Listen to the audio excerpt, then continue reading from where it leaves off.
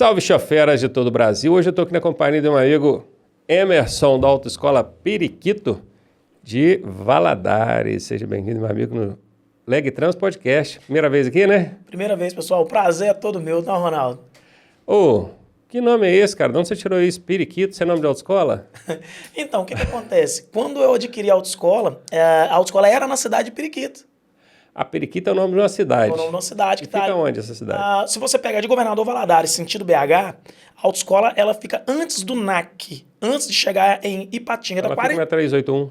45 quilômetros de Governador Valadares. Ela fica às margens da 381 ou mais distante ali? Ela fica às margens mesmo. Ah, então eu já passei em Periquito e nem sabia. Com certeza, você passa ali, tem uns tapetezinhos na lateral, uma cidade maravilhosa, tá? Então ela nasceu ali. Hoje eu estou em Governador Valadares, a autoescola não existe mais na cidade de Periquito, mas devido ao nome ter pegado, os jargões e tudo mais, e o carinho que a gente tem pela cidade, que eles abraçaram mesmo a questão do projeto da autoescola, eu resolvi manter o nome e o nome pegou, o nome engajou. Então na cidade de Periquito não tem mais Autoescola Periquito? Infelizmente não. Ah, e tem em Valadares? Em Governador Valadares, sim. Só Valadares? Somente Governador Valadares. Bacana, ainda não fui lá visitar a Autoescola Periquito, meu amigo Emerson. Passa lá e toma um café. Espera lá, tem pão de queijo e café? Tem. Em Minas Gerais não pode faltar, né? É.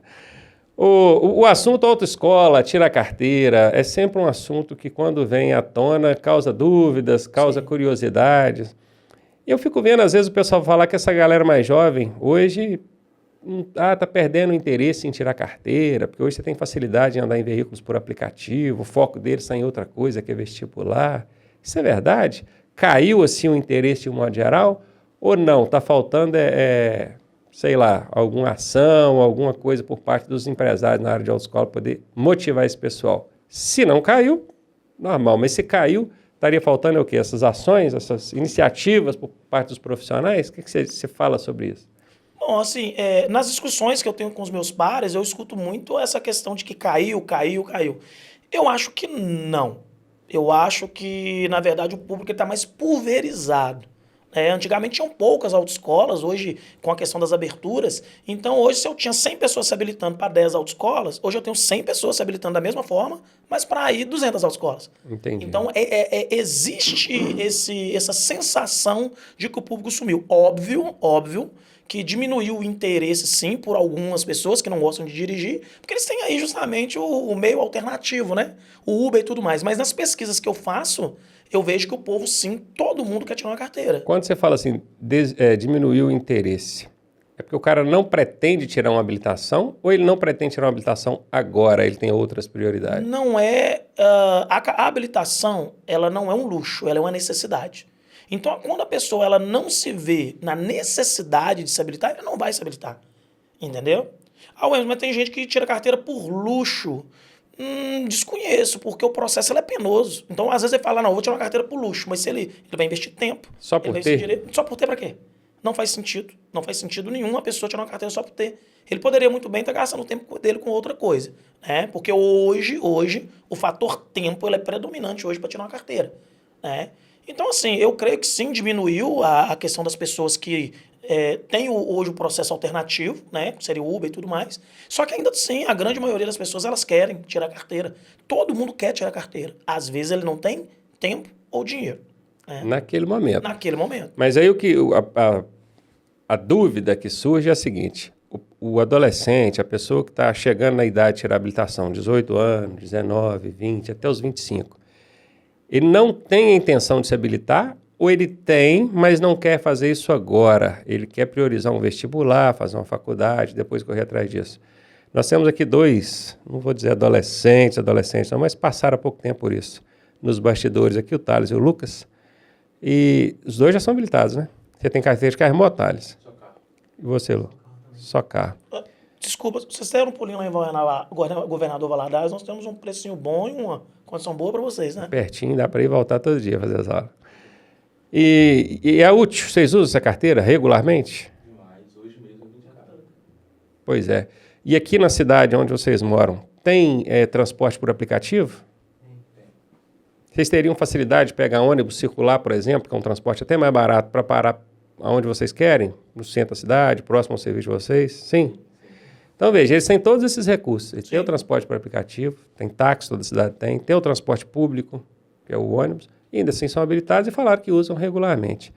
Então não tenha dúvida, eu nunca tive dúvida em relação a isso. De vez em quando eu vejo matérias, o interesse dos adolescentes em tirar a habilitação está diminuindo. Não concordo. O interesse em tirar a habilitação não está sendo prioridade para eles. Sim, correto. Agora.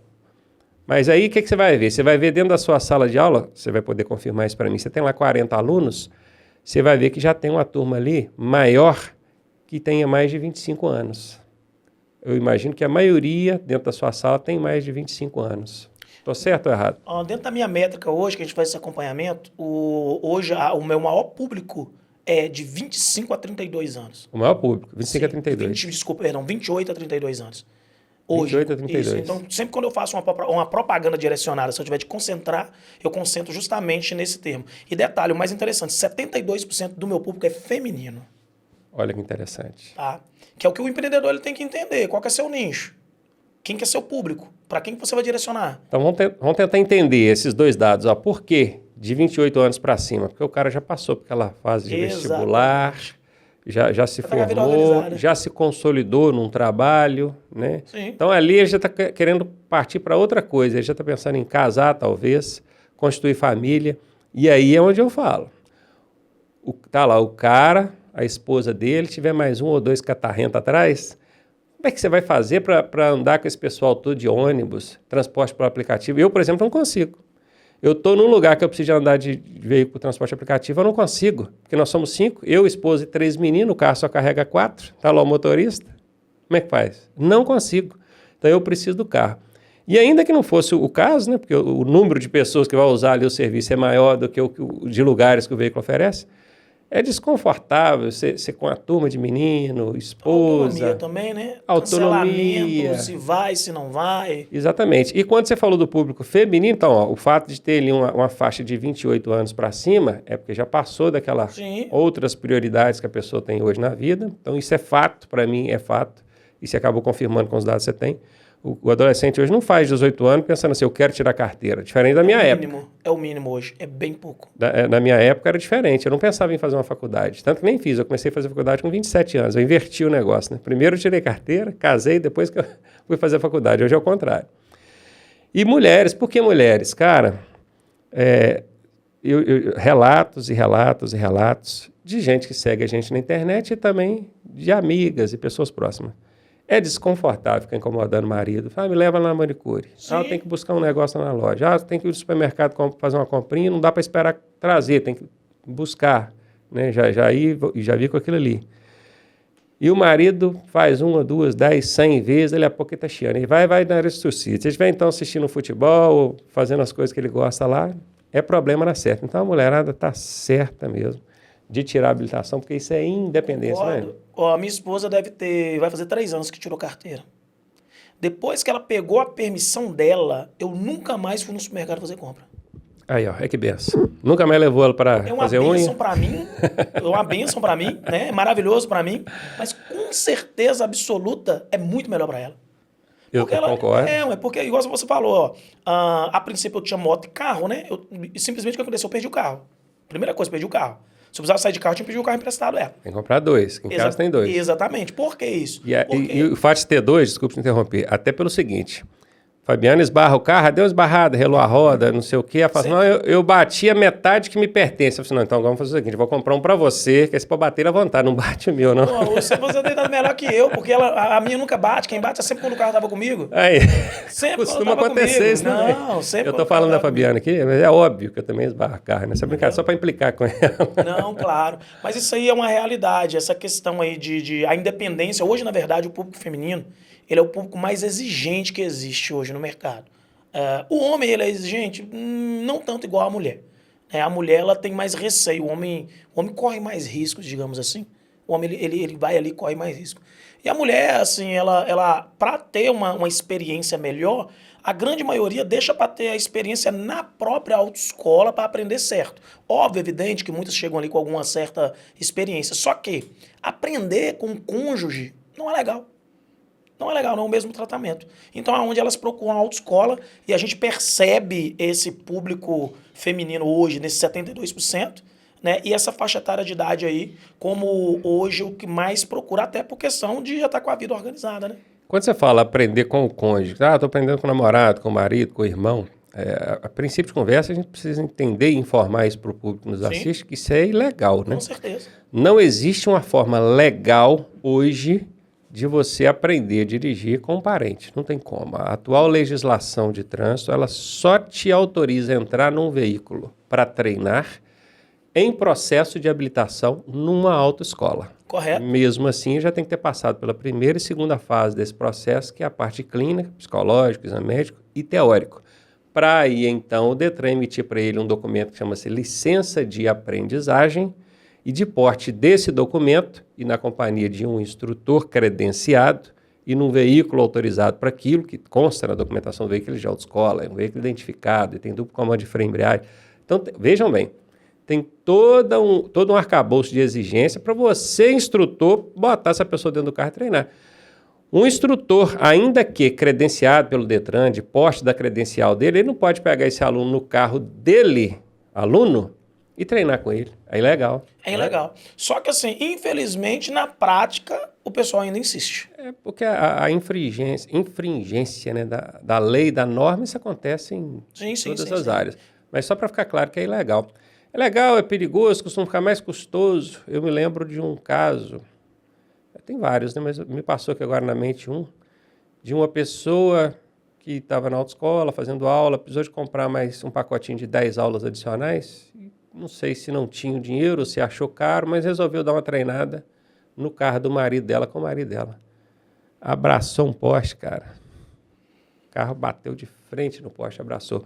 Porque quem está do lado ali, cara, sem duplo comando de freio e embreagem, é complicado. Se quem está do lado do motorista perder o controle, ficar nervoso e acelerar, freio de mão não segura, não. E é o que o povo, às vezes, não entende. Eu vou falar ontem. Ontem teve a banca examinadora na cidade do Governador Valadares. Eu estava lá presente, acompanhando, né, a banca. Um aluno, no exame, na baliza, meteu o pé no acelerador, que o carro ele girou e foi de encontro ao público e o examinador, lógico, freou. Aí eu digo o seguinte, se não tem o duplo comando de freio. Outra coisa, se o examinador não tem expertise de pisar no freio, por quê? Uma outra pessoa, tô falando cônjuge, mas pode ser um primo, um tio, um amigo. Mesmo que ele tenha o duplo comando de freio, se ele não tiver experiência de como fazer em tempo hábil, né, simplesmente poderia ter acontecido uma tragédia. Na hora foi um susto muito grande. E vale lembrar que esse aluno que fez isso, ele teve no mínimo 20 aulas práticas, já estava acostumado a fazer aquele... E já tinha domínio com o carro. Exatamente. Mas o nervosismo, o descontrole emocional da hora. Aí você imagina com o cônjuge do lado falando, não é assim, não é assado. A pessoa ainda perde mais a estribeira, como diz o outro, né? E olha, quem nunca experimentou fazer aula com o marido, com o namorado, é crítica em cima de crítica. Não tem elogio não, tá? É só crítica. Exatamente. Ah, mas eu fui com meu marido, é uma exceção, tá? Serve para ser instrutor, o seu marido. Não é o padrão, não. É só crítica, cara. É complicado. É complicado ao ponto de eu, por exemplo, instrutor já, dando aula para minha mãe, por exemplo, para minha irmã, e dava problema. Eu me comportava como instrutor, mas ela não me via como instrutor, ela me via como filho dela, ou como irmão dela, quando estava dando aula para minha irmã. E aí eu via que não dava certo. Ela não tinha a mesma receptividade do que eu pedia, e olha que eu não estou ordenando nada, eu estou orientando, né? Ela não tinha a mesma receptividade se fosse uma outra pessoa. Então eu já falava, mãe, não dá certo. Eu tomo esse cuidado. Não. Minha irmã, não dá certo. Vou te indicar um outro instrutor amigo meu aqui, ele vai resolver sobre isso. E resolveu. Eu tomo muito esse cuidado lá na autoescola, tá? Que hoje eu tenho a minha gerente que faz o quadro de horário e tudo mais, mas eu sempre deixo esse comando para eles o seguinte. Às vezes os instrutores, eu tenho minha tia, minha mãe e tudo mais. Eu sempre peço ela para conversar com o instrutor e falo, olha, nós aqui sugerimos que não faça com parente as aulas. Mas ela quer e tudo mais. A gente ainda insiste. Olha, por causa desse motivo. Em último caso, a gente até deixa, mas a gente monitora de perto. Você fala parente instrutor, né? Parente instrutor. Entendi. Chega lá, irmã de um instrutor seu. Irmã de instrutor, esposa, namorada, amigo. Porque é impossível simplesmente desfazer aquele laço de intimidade. Entendeu? É impossível. Isso. Às vezes o aluno leva essa intimidade para dentro do carro, ou às vezes é o instrutor. A intimidade, ela tira a fineza do trato. Exatamente. Você pode reparar, às vezes eu paro, cara, para analisar a forma que eu respondo ao meu filho numa determinada dúvida, a forma que eu respondo à minha esposa numa determinada dúvida. Eu posso até não estar sendo grosseiro, mas eu não estou sendo tão fino no trato como se fosse uma outra pessoa. Sim. Eu fico pensando, eu vejo lá, um encontro em família, está lá meu sobrinho, meu filho, os dois na mesma idade. O meu sobrinho faz um negócio errado, eu converso com ele de uma maneira. Quando o meu filho faz, eu converso de outra. Sim. É diferente. Então, a intimidade, ela tira essa fineza do trato. Isso é do ser humano. A gente precisa se policiar nesse sentido, porque, até no meu entendimento, quem merece melhor ser tratado é a pessoa que você mais ama. É o seu filho, a sua esposa. Não é? Você já viu? Eu vou atender aqui a minha amiga lá da igreja. Aí oi, fulano, e aí? Como é que tá seu dia? Bom dia, Deus te abençoe. Não sei o quê. Quando é esposa, fala assim, fala. Exatamente. Estou ocupado agora. Não é? Exatamente. Isso é no dia a dia, nos afazeres de dia a dia. Imagina dentro do carro, tentando ensinar a pessoa a dirigir. Isso aí é um fato, e assim, nem toda autoescola tem esse cuidado, né? Mas esse cuidado com o aluno, ele é primordial. Por quê? Porque quem tem que ter justamente esse cuidado é o profissional. O aluno que está tirando carteira, ele nunca tirou carteira. Exatamente. Quem lida ali o dia a dia somos nós. Então, esse cuidado ele é indispensável. Isso faz toda a diferença no processo de habilitação. Você falou uma coisa muito importante agora. Quem tem que estar preparado para fazer essa relação social ali é o profissional. Exatamente. E não o aluno. O aluno é totalmente inexperiente. Ele está chegando lá perdido. Como é que vai ser? Será que eu vou dar conta? E quem vai mostrar para o aluno que ele dá conta e que a coisa vai fluir é o profissional, o cara que está treinado para isso. Inclusive, isso é uma coisa muito comum, né, Emerson? Tem gente que chega na autoescola, a primeira aula já chega tremendo igual vara verde, que a gente costuma falar, tremendo igual vara verde. Tipo assim, eu não vou dar conta, eu nunca peguei num carro, coisa não sei. Vou deixar você contar, não vou falar a minha experiência. Como é que funciona quando a pessoa chega lá cheia de medo? Conta aí pra gente. Bom, na verdade, o processo de habilitação, quando o cliente, o candidato, ele chega a decidir que vai fazer um processo de habilitação, eu acho que a primeira coisa que a autoescola tem que fazer para ele é apresentar o processo. E esse receio, ele tem que ser justamente ali na hora da matrícula. Entendeu? E é lógico que ao decorrer do tempo vai explanando mais sobre cada etapa, né? Então, assim, quando o meu aluno ele sai da sala de aula para fazer a prova de legislação, ele já sai sabendo como que vai ser a aula de rua dele. Eu já passo por uma certeza de que ele está indo fazer a prova de legislação, ele já vai fazer a aula de rua. Eu acho isso muito legal. É igual quando eu vou fazer um procedimento com um profissional e esse procedimento eu não sei nada dele, por exemplo, um tratamento dentário. Se eu chego lá, o dentista simplesmente vê o que precisa fazer, marca as sessões que eu tenho, manda eu voltar e fazendo. Terrível. É uma coisa. Agora, se ele me explica tudo, como é que vai ser o procedimento, se vai doer, se vai inchar, quantos dias de recuperação, coisa e tal, eu já sei de tudo. Então, eu já vou preparando o meu psicológico para isso. E quando eu falei como é que é essa primeira aula desse aluno que chega lá e está com medo, está com o pé atrás. Eu lembro de milhares e milhares de vezes que eu me deparei com essa situação, pegando alunos iniciantes ali. E às vezes, cara, eu pegava o carro, levava até uma rua mais calma, um aluno que nunca dirigiu, né? E ele falava assim, mas já vou pegar? Eu falei, já. Não, mas eu não sei nada. Relaxa, eu prefiro que você nem saiba nada. E ali eu mostrava para ele que, primeiro, eu tinha domínio da situação. Se ele não quisesse fazer nada, botar o pé em pedal nenhum, colocar a mão em nada, eu conseguia dominar tudo do meu lado. Freio, embreagem. Ah, mas do seu lado não tem acelerador. Mas nós sabemos que o carro, você tirou o pé do freio, ele anda. E anda um pouquinho, você jogou a segunda, ele continua andando. Você consegue dirigir um carro sem acelerar, a não ser para subir uma ladeira forte. Sim, até um morro leve ele ainda consegue desenvolver. Então eu conseguia dominar todo o carro, direção ali, marcha, eu fazia tudo do meu lado. Então você relaxa. Você vai fazer e eu vou fazer junto com você. E o cara vai se soltando, ele vai vendo que aquilo é uma coisa fluida. Ele não precisa chegar lá sabendo absolutamente nada. Nada. Eu não sei o que é marcha. O que é marcha? É essa alavanca aqui. Eu não sei o que é ignição. Vira a chave de ignição. É isso aqui. Isso aqui é a chave do carro. Esse é o cenário ideal. Tudo, é zero. A gente pega o cara do zero. Eu me lembro, acaba que eu falo sempre mais do que os convidados, né? É uma coisa terrível. Eu me lembro do saudoso Grimaldo, que foi dono de uma autoescola Aline, aqui em Manhuaçu, que funcionou há muitos anos. Ele gastava meia hora com o aluno, na primeira aula, só para ensinar o aluno a entrar e sair do carro. Era uma coisa até engraçada. Se fosse nos dias de hoje, naquela época não tinha celular, com facilidade de filmar, eu ia filmar um lance daqui para mostrar hoje. Ele chegava, não, você vai abrir o carro da seguinte maneira. Estou do lado de fora do carro, né? Você colocou a chave, ó, mão esquerda na maçaneta, mão direita na chave, nessa posição. Inseriu a chave, você vai fazer meia volta, sentido anti-horário. Aí você vai tirar a chave, o carro já está destrancado, você escutou o barulhinho? Agora você vai puxar a maçaneta, olhar para um lado e para o outro, e vai abrir tantos graus aqui na... Aí, aquilo é suficiente, você vai, entra nessa posição, sentou no banco, coloca o pé direito, coloca o pé esquerdo, e vai, encosta a porta, e agora você puxa, puf, trancou. Na hora que você puxar, você verifica para não ficar só naquela primeira travinha, para o cara aprender a entrar, né? Agora vamos aprender a sair. Cara, era lindo o negócio. E imagina o cara que já dirige. Porque o que não sabe nada, para ele tudo é curioso, né? E o cara que já dirige, que já entra em carro, já sai de carro, dirige para todo lado, só quer mesmo é aprimorar ali para o exame. Ele fica louco. Pô, tempo da minha aula passando, eu estou aprendendo a abrir e fechar a porta de carro, entrar e sair de carro, tá de sacanagem.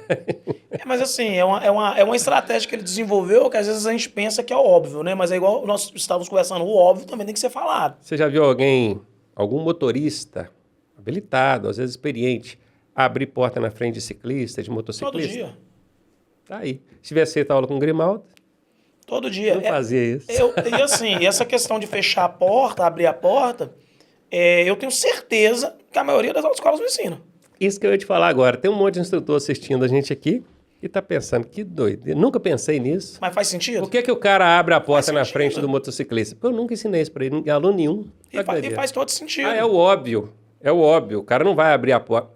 É o óbvio, mas ele abre. E ele abre e tem que ser falado. E aquela coisa, aquilo que você faz pouco, você não fica bom nele. Você só fica bom naquilo que você faz sempre. Você vai fazer uma aula. Quantas vezes você abre e fecha a porta do carro? Quantas vezes você entra e sai do carro? E a pessoa pensa que abrir a porta é abrir e bater ela. Buf, buf. Aí, É uma vez por aí aula. o instrutor reclama pro aluno assim, ó. Poxa, mas você bate a porta toda hora. Mas ele ensinou o aluno a fechar a porta? Ele tá cobrando dele porque ele bate a porta, né? Vira pro aluno e fala com ele assim, ué, mas você não sabe fechar uma porta? Não sabe. A porta para ele fechar e bater. Isso não é porta de geladeira que eles falam? Não, encosta a porta e agora puxa. Eu tenho certeza dos que estão nos ouvindo aqui, ó. A maioria nunca deu essa técnica pro aluno. Você falou, isso depende da quantidade de vezes que ele faz aquilo. Aí me veio a cabeça, quantas vezes o cara entra e quantas vezes ele sai de um carro numa aula? Uma vez. E se ele estiver fazendo 2 aulas seguidas, em 2 aulas ele vai fazer só uma vez. Verdade. E aí, cara, acontece um outro lance, é muito comum em exame isso, que de vez em quando reprova aluno. Por quê? Porque o cara faz pouco. Você quer ver? Freio de mão. Freio de mão. O cara costuma entrar no carro para iniciar uma aula, soltou o freio de mão e só vai mexer naquilo de novo na hora que a aula acabar. Vamos estacionar o carro agora, puxa o freio de mão. Se o instrutor não tiver a maldade de ficar fazendo procedimento de parou o veículo, vamos fazer um desligamento geral, como se fosse estacionar, desliga tudo, bababá, puxa o freio de mão, acabou. E agora a gente vai fazer todo o procedimento de novo. Se ele não fizer isso várias vezes durante cada aula, não vira hábito. E corre um grande risco do cara chegar no exame e esquecer do freio de mão. O aluno chega lá preocupado com a baliza, preocupado com o controle de embreagem, preocupado com o examinador e toma pau porque esqueceu o freio de mão. Não, O cinto. Ontem o cinto que eu te falei ontem. Aí. Tô lá aguardando lá, vendo o aluno, porque assim, na verdade eu só vou ali justamente para ver como que é o exame, não só da minha autoescola, né? Quais são os critérios dos examinadores, para ter um papo, fazer um network também e observar também. O aluno ontem totalmente capaz de ser aprovado no exame, porque a gente tem uma ficha de acompanhamento dele. Eu vi o aluno chegando sem cinto. Chegando do exame. Ele não foi fazer, ele chegou. E eu Ele saiu, fez todo o exame e voltou sem Chegou cinto. sem cinto. E olha que o nosso procedimento na hora da banca, o procedimento da autoescola, eu acompanho isso, tenho 5 alunos para exame. Eu chego, os alunos chegam cedo, a gente dá uma pequena palestra para o aluno sobre o óbvio, certo? E já numero quem é primeiro, segundo e terceiro. O primeiro eu dou atenção 100% para ele, ele entra no carro, eu puxo o segundo, atenção 100% para o segundo. E sempre, na hora que o carro está chegando, a gente fala, cuidado, tá? Faça o famoso back, banco, espelho, cinto, sempre. Olhar para trás, setinha. BEC. Back. BSC, banco, espelho, cinto. E tem que ser nessa ordem. Tem que ser nessa ordem. Se não for nessa ordem, o aluno corre o risco de fazer uma manobra errada ali e dar problema. Back. Gostei. É o banco, espelho. Tem gente que confunde, mas o back é banco, espelho e cinto. Boa, justamente para quê? E sempre a gente fala. Vou copiar, tá? Você que criou isso aí? Não, nesse mundo nada se cria. É Mas isso. vou copiar, porque é bom. E usamos muito. É obrigatório isso. Todo aluno, que é o óbvio, é o terceiro aluno. Olha só, não esquece do back, banco, espelho. Aí a gente fala com o aluno, não esquece do back, que é o back. Aí o aluno tem que repetir. Banco, espelho e cinto. E se ele inverter essa ordem, Aí dá ruim. dá ruim. Por exemplo, vamos supor que ao invés de regular o banco primeiro, ele regule os retrovisores, os espelhos. Sim. O que vai acontecer? Eu acabei de entrar no carro, não regulei o banco primeiro, não. Regulei os retrovisores. Aí, dali a pouco, eu vejo que não está na posição o banco. Aí eu vou e mexo no banco, o que acontece? Os retrovisores saem de posição. E se você não mexer neles de novo, o examinador já de cara, ele já sabe que seus retrovisores não estão adequadamente regulados e já pode tirar ponto por causa disso. Sim, ele já vai ver que você é um condutor desatento.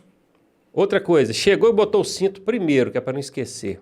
Na hora de regular o banco, está lá o cinto, prender nele. Nesse caso, não chega a tirar ponto, não, porque não existe isso, né? Colocar o cinto primeiro ou depois. Mas fica uma coisa, assim, incoerente. Você vê que ele vai ter uma dificuldade em movimentar o banco ali, porque está preso pelo cinto. Então, não é a ordem mais adequada. Sim, né? exatamente. No primeiro exemplo que eu dei, o aluno pode até perder ponto. Sim. Porque ele regulou os retrovisores, depois mexeu no banco. É óbvio que no que você mexeu no banco, ele saiu da posição. E aí? O examinador tira ponto dele. Sim, o examinador ele tá atento a tudo que ele faz ali, né? Sobre o lance do cinto, que você falou do seu aluno, cada Detran, para quem está assistindo a gente, presta atenção nisso aqui, cada Detran tem um manual técnico de exames, Sim. tá? Detran de Minas Gerais, que em Minas já nem tem Detran mais, né? Agora é CET, né? Esse nome Detran, gente, é cada estado que dá ao seu órgão executivo de trânsito, tá? Então, todos os Detrans do Brasil, todos os órgãos executivos de trânsito do Brasil colocam Detran. Mas o Detran de Minas, ou o órgão executivo de trânsito de Minas, estadual, quis colocar CET. Mudou, era Detran MG, agora mudou para CET MG. Ele tem o seu manual técnico. E lá, cara, tem procedimentos a serem adotados em cada circunstância. Eu não me lembro, porque são 27 Detrans no Brasil, né? São 26 estados mais o Distrito Federal. Eu não me lembro do de Minas, tá? Como é que é o procedimento. Mas eu já gravei sobre isso, sobre o sair sem o cinto. E quando eu gravei, eu mencionei no vídeo como é que o Detran tal procede, como é que o Detran X procede, o outro e tal. Mas eu me lembro que é padrão, não sei se o de Minas segue esse padrão, mas é consensual, quase que 100%, diz o seguinte: o aluno vai sair sem cinto, o examinador percebeu, ele não impede, ele deixa ele movimentar o carro. Assim que ele movimentou o carro, ele já perdeu ali 3 pontos. É falta grave sem cinto? Falta grave. 3 pontos, é isso mesmo. É uma falta grave. E esse aluno ainda não foi reprovado. Ele não pode, ele só é reprovado quando ele perde mais de 3 pontos, né? Como o cinto é uma falta grave, ele perdeu 3 pontos. Aí o examinador deixou ele sair, falou assim, ó, você saiu sem cinto, tá? E já anota ali.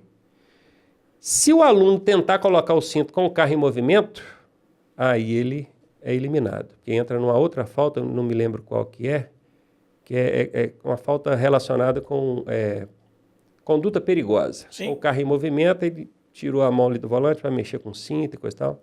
Não é esse o nome da falta, mas eu não me lembro exatamente qual é. O que o aluno tem que fazer nesse caso, quando o examinador fala só, saiu sem cinto? Encostar o carro, né? Encostar o carro. Quando fala encostar o carro, não pode ser em local onde é proibido parar e estacionar, né? Menos de 5 metros da esquina, em cima de faixa de pedestre. Mas até na frente de uma garagem pode, porque não está estacionando. Você só imobilizou o carro circunstancialmente para então, com o carro imobilizado, colocar o cinto. Aí não precisa desengrenar, desligar, puxar freio de mão e tudo. Não. Só encostou com o carro parado, imobilizado, ele vai e coloca o cinto, e aí dá certo, olha o trânsito, sai, pronto. O exame dele não acabou. Então, para quem é aluno e está assistindo, o procedimento é esse, tá? O examinador não deve deixar você fazer todo o percurso sem o cinto, porque isso é perigoso. O cinto de segurança é um dispositivo de segurança. É um dispositivo obrigatório de segurança, um equipamento obrigatório de segurança. Então, ele não pode deixar você fazer todo o exame sem o cinto. Óbvio que se além do cinto você já errou mais alguma coisa na saída, o exame já acabou ali, não precisa dar chance nenhuma mais. Já pode desligar o carro e pá. Vamos supor que o cara esqueceu de pôr o cinto e não olhou o trânsito na hora de sair. Deu certo, mas saiu sem olhar. Já está eliminado. Não, exatamente. Agora, se foi só o cinto, ele ainda tem a oportunidade de corrigir. Esses detalhes, Ronaldo, esses pequenos detalhes que podem vir a acontecer, e acontece também até mesmo na moto ou até no próprio carro. O carro apagou ali, né? O carro apagou, deixou o carro morrer, que a gente fala, né? Apagou o carro. Beleza, o que ele tem que fazer? Ele tem que simplesmente colocar o carro no ponto neutro e ligar o veículo. Isso, E perde 2 pontos. Exatamente, Apagou exatamente. o motor, desligou, morreu, 2 pontos. Só que o que eu percebo? Na hora da aula, o instrutor, às vezes, ele não simula isso. Ó, o carro morreu? Ah, o carro tá, não, beleza. Não quer deixar ali? Não liga o carro, encosta aqui, olha. Toda vez que acontecer, se acontecer no seu exame, você pode fazer isso, porque é 2 pontos. Se acontecer do cinto no dia do seu exame e tudo mais. O problema é que aquilo não foi treinado na aula. Aí, igual você falar, o aluno ele vai encostar para colocar o cinto. Beleza. Só que aí ele tem que olhar no espelho retrovisor, ele tem que dar seta para direita, ele tem que encostar. Só que quando aquilo acontece para ele e é novo para ele, ele faz uma sequência de erro, porque aquilo é novo. Exatamente. As 20 aulas de rua é justamente... É o efeito formiguinha, né? Formiga, ela anda naquela trilha. Exatamente. Você colocou um obstáculo, ela bate, ela fica perdida. Exatamente. Saiu do óbvio ali da que sequência. eu observo, muitas das vezes, eu como CEO da empresa, eu separo, por exemplo, uma parte da manhã, e vejo quais são os alunos que já estão com o exame agendado e estão fazendo aula extra, por exemplo. Eu vou para a área de exame, eu entro dentro do veículo com o instrutor, dou uma volta com aquele aluno, paro na área de exame, entro no outro veículo e tudo mais. Eu até falo que ali eu não estou avaliando o aluno, tá? Ali eu estou avaliando o instrutor. Porque se o aluno está com o exame marcado, ele tem que saber todos os comandos. Ele tem que saber. Algumas vezes eu vou na frente, outras vezes eu vou atrás. Já deixo só alinhado com o aluno em sala de aula e deixo claro para ele que se ele não der autorização, eu não entro no veículo, tá? Mas 100%, alguns até pedem. Que dia que você vai no meu veículo? Que dia que você vai me avaliar? E tudo mais. Para quê? Justamente para tentar entender. Né? E tem um checklist que eu faço, né? Hoje o meu aluno, o instrutor, ele tem uma plaquinha que tem um checklist. Aí eu olho, aquilo foi justamente treinado com o aluno, né? Porque tem muitas coisas, por exemplo, um percurso pequeno, o aluno está chegando com o veículo do exame. Aí na área de exame virou uma loucura, porque parente, amigo, leva muito carro, não tem onde estacionar. Aí a vaga é muito pequena e é na beirada da rua. Eu vi ontem alunos chegando de várias autoescolas, encostando o carro quase 45 graus. Por quê? Porque ele treinou baliza, mas não treinou uma chegada daquela forma. Falo, não, você tem que fazer uma baliza no carro, o aluno saber o que é retrovisor com retrovisor. Imagina um aluno, ele tá um pouco nervoso, cometeu algumas falhas, né? Aí ele chega na hora do exame, não tem onde estacionar, o examinador fala, estaciona ali o carro. Ele coloca retrovisor com retrovisor e faz uma baliza. O examinador vai considerar que aquele aluno está apto a pegar uma habilitação. Embora ele cometeu alguns erros, mas ele está apto. Deu bem? Então, assim, isso aí é até, como diz o outro, é até uma forma de ganhar um ponto extra ali com o examinador. Ele fala, não, pô, ele cometeu algumas falhas, mas ele não representa um risco no trânsito. Eu vou conceder a habilitação para ele. Agora, imagina, você vai e coloca lá, é sacanagem do examinador, não só tem aquele espaço. Como que você vai fazer no trânsito? Às vezes, a próxima esquina, você vai ter que chegar o carro um pouco para frente e voltar de ré. O fato de fazer a baliza no trânsito tem seus pontos positivos e negativos. Sim. O positivo, no meu entendimento, é que é uma situação similar à que ele vai encontrar depois de habilitado. Depois de habilitado, ninguém faz baliza em cone. Exatamente. Né? Então, fazer no trânsito tem essa vantagem. Mas tem a desvantagem de fugir do padrão. No trânsito, você vai achar vaga maior, você vai achar vaga menor. Ah, não, claro. Você vai achar a situação onde o veículo da frente é uma moto que está estacionada em ângulo, e aí você perde a referência do retrovisor do carro, igual você falou. Sim. Imagina bem, você está chegando aqui para fazer uma baliza, aí você ensinou seu aluno a treinar a linha retrovisor com retrovisor. Aí chega lá, é uma moto. Não, eu concordo. Ou então é um caminhão, que ele é mais largo do que o carro que está atrás. Ou então o veículo que está atrás é uma moto, que na hora que você vai entrando, você perde a referência totalmente. É difícil até para a gente que é habilitado, imagina para o aluno. Então, a baliza no trânsito, ela tem a vantagem de simular aquilo que você vai vivenciar depois de habilitado. É o trânsito. Mas tem a desvantagem de fugir do padrão. Enquanto foge do padrão, você acaba sendo injusto com uns que pegaram uma vaga mais difícil do que outros que pegaram a vaga mais fácil. Eu lembro quando a baliza não era no cone aqui em Minas. Na minha época era tinha muito disso. Você tá falando, o meu eu fiz a baliza no container de lixo quando eu tirei minha carteira. Olha, que referência que você tem. Morro abaixo. Aí tem isso. Mas não tem foi gente mal. que faz baliza subindo o morro, tem gente que faz baliza descendo o morro. Não foi maldade do examinador, não, tá? O examinador deu várias voltas pra eu encostar o veículo, não tinha. Ele ainda falou, rapaz, falou de jeito comigo, a única vaga que tem é ali. Aí eu tremendo agora, ele falou, não, pode pedir onde o senhor quiser. Mas assim, pensando, vou falar o que com o cara? Ele já falou que é ali, eu não tenho escolha. Bateu no peito onde você quiser. Eu já pensei, e eu pensando assim, se der errado, deu errado, se der certo, deu certo, e deu certo. Mas quando eu falo a questão da baliza na chegada, é o seguinte, é uma situação que o aluno tem que estar preparado. É melhor ele saber e não precisar do que ele precisar e não saber. Perfeito, isso aí. Entendeu? Então, na verdade, assim, quando o examinador ele pede para chegar dessa forma, o aluno tem que ter treinado na aula. O instrutor ele tem que entender que tem que ter aquela possibilidade. Então, no decorrer da aula, pede o aluno para fazer. Ele não tem 50 minutos de aula. Para o carro, finaliza o seu exame ali para mim. Fala de jeito com o aluno está preparado. E acaba, cara, que o exame hoje em dia ele é muito decorado. Exatamente. Ele é um passo a passo. Ele é um passo a passo. Exatamente. É muito decorado. O que acontece é o seguinte, o aluno ele se prepara para passar naquele exame. Mas se mudar alguma coisa naquele exame, pega ele. Vou te falar uma coisa. Aqui em Manhuaçu, eu tenho até medo de falar, o examinador resolveu experimentar, né? Aqui em Manhuaçu, o trajeto do exame, ele é feito num quarteirão só. É um quarteirão. E o sentido é sempre o mesmo. O cara sai aqui e faz esse quarteirão no sentido anti-horário. Quando eu fui treinar com o Mateuzinho, numa série que eu gravei aqui no Leg Trans, essa série está disponível, inclusive o vídeo de abertura dessa série é o vídeo principal do nosso canal. Se você estiver chegando no canal hoje, você vai ver esse vídeo. Eu tive o cuidado de treinar com ele no sentido inverso. E aí era até engraçado, porque estava 300 carros de autoescola rodando assim, e eu rodando assim. Eu era o único que vinha, parecia que eu estava na contramão, não era, o lugar era mão dupla, sabe? Aí, inevitavelmente, tem alunos de outras autoescolas, né, que chegam e perguntam, por que você está rodando no sentido contrário, sendo que o exame é assim? Eu falei assim, porque eu não estou preparando ele para o exame, eu estou preparando ele para o trânsito. E eu me lembro, e ainda falei assim, nada impede os examinadores chegarem aqui um dia... Nada impede. E resolvi fazer isso aqui, ó. O dia que fizer, meu amigo, vai ser 100% de reprovação. E pior, os alunos vão reclamar do instrutor. Você não me ensinou a rodar assim. Você me ensinou a rodar só assim. Sim. Aí escuta bem. Eu me lembro, quando eu era instrutor, lá pelo ano de 2002, 2003, o examinador chegou. Como é que você faz baliza num carro?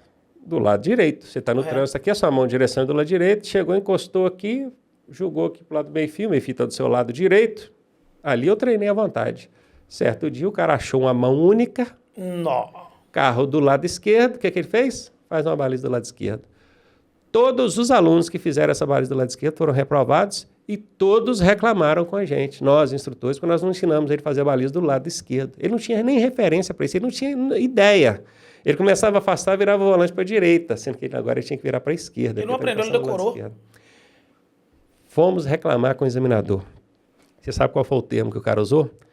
Vocês estão fazendo dos seus alunos o que a gente faz com burro de engenho. Você sabe o que é burro de engenho? Você já viu esses engenhos de moecana? Isso é da época das antiguidades. Hoje em dia isso é tudo elétrico, né? Tem o engenho, aí tem um travessão em cima, eles amarram o burro ali e o burro vai rodando. Fica o dia inteiro rodando e o pessoal colocando a cana ali para poder moer. Mas aquele burro ele só roda num sentido. Só num sentido. O dia que precisou rodar o burro no sentido inverso para poder destravar lá o engenho, o burro não sabia. Botava ele, o burro só queria vir para lá de cá e trotava e tinha que bater no burro, o burro só vinha para o mesmo lado. Aí ele usou esse termo. Vocês estão fazendo o aluno de vocês, o mesmo que faz com burro de engenho. Eu botei isso na minha cabeça, aquilo me traumatizou. Eu falei assim, eu estou tratando meus alunos como burro de engenho. Olha que doideira. Mas isso é regional, tá? E foi uma crítica do examinador. Obviamente, eu nem acho, inclusive, a referência mais adequada, que você está fazendo uma referência totalmente pejorativa do aluno. Mas é que, de certa forma, ele estava afetando a mim, não o aluno. Afetando a mim. Você está fazendo dele um burro de engenho. A culpa é sua. A culpa é sua. E era. A culpa era minha. Lá na nossa Seretana já é um pouco diferente. Lá nós temos 3 áreas de exame. E, por incrível que pareça, o aluno só descobre qual é a área que ele vai fazer o exame no dia que eu marco o exame dele. Então foge um pouco do padrão, mas mesmo assim você treina nas 3 áreas seguindo o padrão de cada área. Teoricamente, assim, a gente não acha muito legal para o aluno, embora eu entendo, tá? A questão do que o Seretan faz, já passou para nós, já viu a necessidade, isso é porque existem várias reclamações, porque é muito grande o fluxo, né? São 300, 400, 500 veículos fazendo o exame, né? isso em ônibus, carreta e tudo mais numa área. Indo isso é para descongestionar justamente a área, porque tem várias escolas, etc. e tudo mais. Só que aí o que acontece? O aluno, ao invés de fazer 20 aulas num local só, né, ele faz em várias. O questionamento nós fizemos, pô, isso é ruim para o aluno. O pessoal da organização falou, não, peraí, mas você está conversão à direita, conversão à direita, conversão à esquerda, conversão à esquerda. Você está ensinando o seu aluno para o trânsito. Então, na verdade, o seu aluno ele tem que conhecer o trânsito, é o que fazer no trânsito. E não, ele não tem que decorar. Aconteceu um fato... Esse foi um Mas fato. não é. Ele acaba fazendo um exame decorado.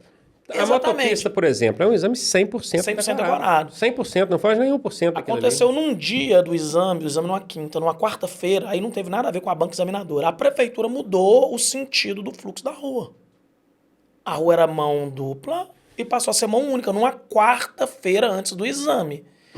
Até os examinadores ficaram perdidos, porque também eles não tinham ciência disso. Na hora que chegou ali, os alunos ficaram tudo assim. Né? E placas de paradas obrigatórias foram trocadas de local, sinalizações e tudo mais. O aluno tá tenso, o aluno fala, ali tem uma placa de parada obrigatória, eu vou parar. Aí ele para, não tinha placa de parada obrigatória. Você está falando da placa de parada. O aluno, na hora do exame, ele fica tão tenso na hora do exame, que ele não vê a placa para parar, não. Ele para porque já sabe que tem uma placa ali. Exatamente. Se mudar aquilo ali, cara, e botar ele num trajeto, tem uma bitela de uma placa lá, ele não vê a placa. Ele avança ela. E quando ele para na placa e fica sem saber o que vai fazer depois? A gente usa um termo assim de que a placa, às vezes quando eu tô dando aula, né? Faz tá parado por quê, moço? A placa não vai ficar verde, não. A gente fala com o aluno, né? Sinal tá vermelho, não vai ficar verde pra você aí, não. Entenda isso. Aí o aluno fala, não, é mesmo e tal. E tem aluno que treina umas vezes, duas vezes, mas dá aquele famoso pano branco, ele dá aquele bug. Então, por isso que eu digo o quê? Primeiro, o aluno ele tem que aprender, tá? Não deve se cobrar um aluno que não sabe. Mas depois que o aluno sabe, aquilo que ele sabe tem que passar a ser cobrado. Então, por isso que ali justamente na ficha de acompanhamento, quando aquele aluno já está com a média tal, aquilo vai ser começado a cobrar dele em cima do que está. Não, ele não está com a média suficiente. Então é aquilo, você está com dúvida nisso? O que a gente pode fazer para melhorar isso? Para quê? Justamente para quando o aluno chegar na área de exame, ele ter simulado exatamente aquilo que vai ser cobrado dele. Qual que é uma chegada mais difícil, onde tem um pequeno espaço, uma chegada onde um meio fio, ele simplesmente é desalinhado. Por exemplo, tem uma determinada área lá... Que é Nem meio fio tem. Que não tem meio fio, ou o meio fio, o aluno... Eu pego a produtividade do instrutor e quando mudou a área de exame, eu percebi que muita gente que estava sendo reprovada naquela rua é porque estava batendo no meio fio. Eu falei, tem um trem errado. Se tá tendo... Eu fui lá ver. O problema era o aluno, era o instrutor? Não. Era o meio fio. Porque o meio fio ele ia e depois ele abria em torno de 10 centímetros para cá. Então o aluno avançava e batia no meio fio. Então a hora de treinar ali tinha que ser passado para o aluno e datado o aluno assinado, que ele tinha que saber que ali, naquela rua tal, o meio-fio joga. E a gente sempre cobrar. E deixar o aluno subir no meio-fio ali, encostar no meio-fio ou quase subir, para ele saber, não, tá vendo o que você ia fazer? Você ia subir no meio-fio. No dia do exame, para ele saber que aquela rua ali justamente tem uma particularidade. Mas se isso não for treinado... Olha que ponto, você treinou uma coisa muito específica. O trânsito, ele é dinâmico. Exatamente. Eu vou daqui no centro da cidade e volto, hoje eu vou enfrentar um determinado ambiente no trânsito. Exatamente. Se eu for amanhã, é outro ambiente. Hoje eu posso ir atrás de uma moto, amanhã atrás de um caminhão, com a carreta atrás de mim, com o pedestre atravessando, com um ciclista. É outro ambiente, pode estar sol, pode estar chuva. Então o trânsito ele é totalmente dinâmico. E para o motorista, com o tempo, ele aprende a lidar com essa dinâmica do trânsito. O aluno não. Então você precisa fazer esses treinamentos específicos. E sem contar que o aluno ainda tem o fator nervosismo na hora, Exatamente. que abala ele de maneira tal que ele não consegue se situar em ambientes diferentes, né? E aí a gente vê muita crítica. A autoescola é uma enganação, não ensina ninguém a dirigir. Mas é óbvio que não ensina a dirigir. Eu tenho habilitação de categoria AE. A, B, C, D, E. Eu nunca fui reprovado em exame nenhum. Passei em todos da primeira vez. Todo dia eu aprendo no trânsito. Todo dia eu aprendo. Eu falo assim, eu sou o motorista. Eu já tenho habilitação há 30 anos. Esse ano faz 30 anos que eu tenho habilitação. 30 anos. De categoria E eu já tenho 27. Dirigindo carreta, nessa simulação de carreta que a gente encontra em autoescola hoje. Não, foi dirigindo carreta mesmo. Todo dia eu aprendo. Exatamente. Ontem eu estava dirigindo no Rio de Janeiro, anteontem. O que aconteceu? Eu saí numa alça para pegar uma avenida principal, veio uma carreta aqui, lá na faixa de lá. Mas como ela precisava pegar a primeira que estava na minha frente, ela jogou para cima de mim, uma carreta grande. Eu tive que frear e fazer um movimento brusco aqui para a traseira dela não pegar em mim. No que eu fiz esse movimento, eu enfiei, foi na frente de um outro que estava vindo atrás de mim. O cara enfiou a mão na buzina. Eu fico vendo. Olha o carreteiro, a experiência que ele tem, ele me deu uma fechada. Se eu não paro, tinha arrebentado a frente do meu carro. No caso ali, por ser dentro de perímetro urbano, velocidade mais baixa, teria sido no máximo um dano material. Mas é problema, para o trânsito, congestiona, prejuízo material, estresse, dor de cabeça, às vezes demanda na justiça. Não é bom, né? O outro que estava atrás não entendeu a dinâmica da situação, que ele já poderia ter se prevenido antes da situação, né? Porque daqui eu estou vendo o que vai acontecer lá, eu já freio aqui, já mantém distância. Não. Ele também acabou se envolvendo na situação e enfiou a mão na buzina. Eu não sei se ele buzinou para mim ou para o carreteiro, mas enfiou a mão na buzina.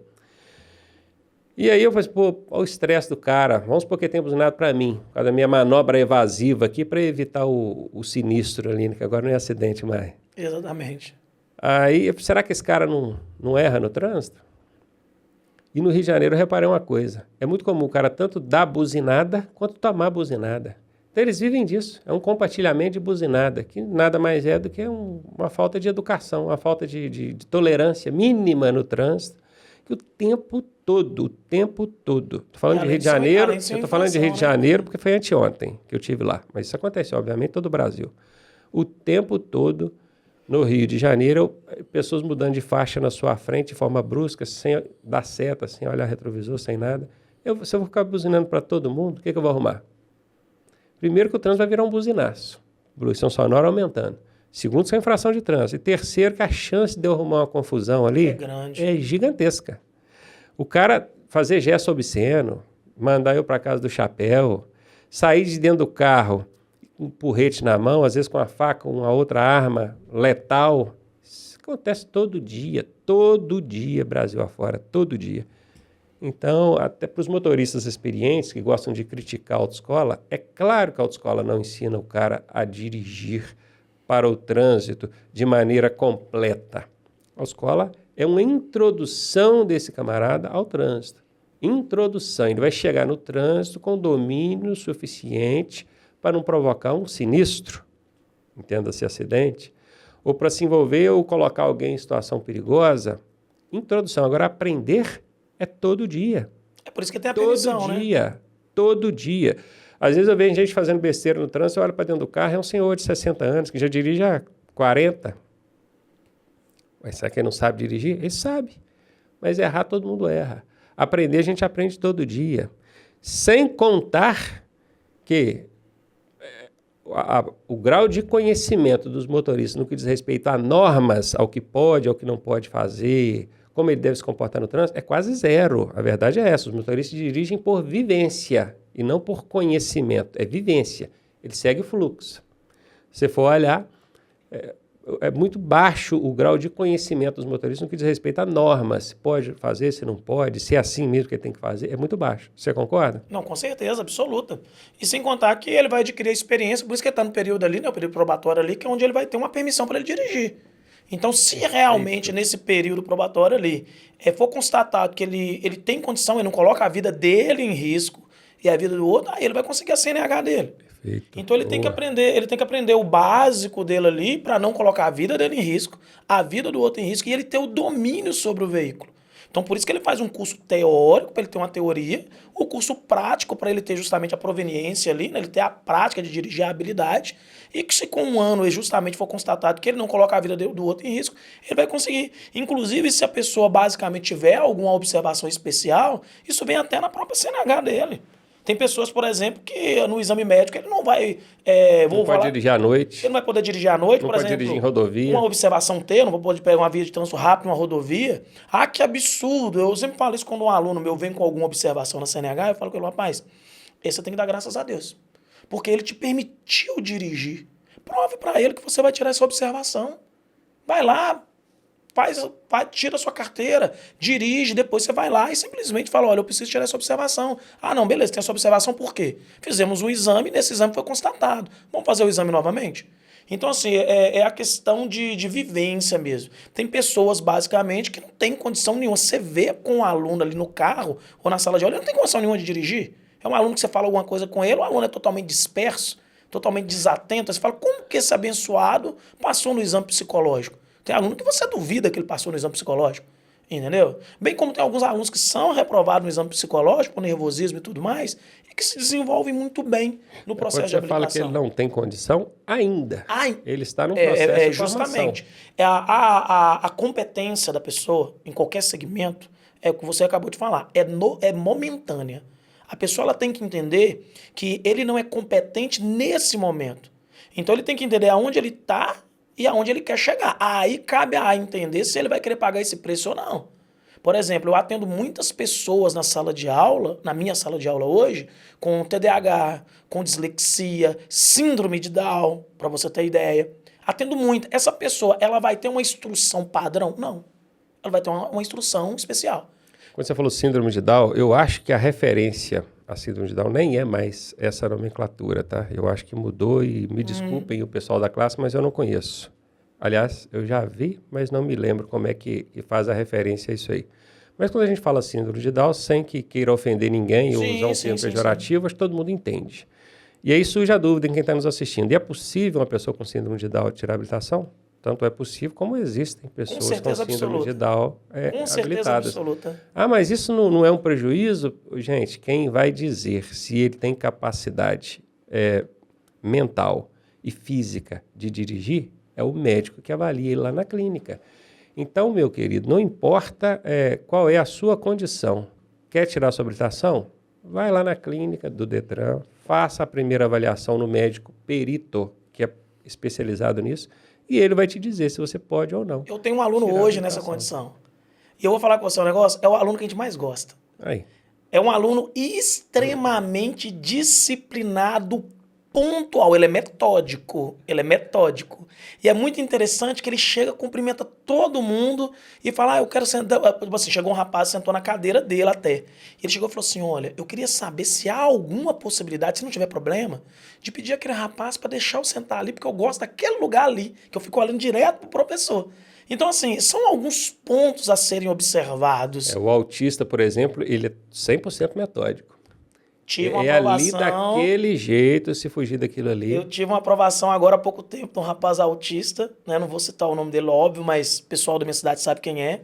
Que na hora do exame dele, foi uma condição especial, ele perguntou ao examinador se antes de fazer o exame, se ele podia tomar um café. Aí o examinador já tinha explicado a respeito do exame, falou perfeitamente. O menino sumiu 40 minutos, cara. E voltou tranquilo, feliz da vida, como se nada tivesse acontecendo. A gente quase infartando. Falou, o menino foi embora, não volta mais. Ele foi no lá, pediu um café, pediu um pão, comeu, tranquilo. E ele foi no secretário da banca e falou assim, agora eu tô tranquilo, posso fazer meu exame agora porque eu quero ir embora. e melhor que tudo, desfecho da situação, passou. Aí, ó. Aí você fala, mas por que ele passou? Porque ele é autista? Não, ele passou porque ele estava capacitado para aquilo. Ele dominava o veículo, ele seguiu todo o procedimento. Então eu falo assim, todo mundo que tem interesse em se habilitar, eu falo que todo mundo que determina que vai fazer já começou o processo. Eu vou me habilitar. Pronto. Já tomou a decisão. Aí a primeira coisa que tem que saber qual que é a facilidade e qual que é a dificuldade. Facilidade, vamos manter... dificuldade, vamos trabalhar ela e ver ferramentas para que aquela dificuldade passe a não ser mais uma dificuldade. Quando a gente fala em pagar preço, nós não estamos falando de valor monetário.